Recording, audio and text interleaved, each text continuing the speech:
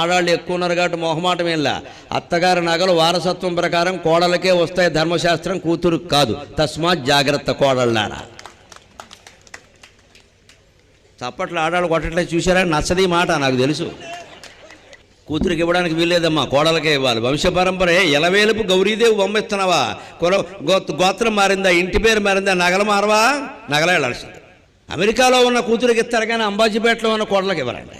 పైగా ఇంట్లో ఎక్కడో పెట్టి ఈ రహస్యాలు ఆవిడకి చెప్తారు ఫోన్ చేసి, నువ్వు చూసుకోయే. వంకర బుద్ధులమ్మా, ఇవన్నీ మార్చుకోవాల్సిందే. నాకేం మొహమాటం వెళ్ళా, నేను నిజమే చెబుతాను. అత్తగారి తర్వాత కుటుంబానికి వారసురాలు కోడలే, కూతురు కాదు. ఆ కూతురు ఆ ఇంట్లో వారసురాలు, ఇక్కడ కాదు. ఇక్కడ వేషాలు అయింది ఇక్కడ. అంతేకాదు, అత్తమామల బాధ్యత కూడా కొడుకు కోడలదే. కూతురు చూసుకుంటుంది కదా, చూడాల్సిన అవసరం ఆవిడికి లేదు. కొడుకు కోడలే చూడాలి.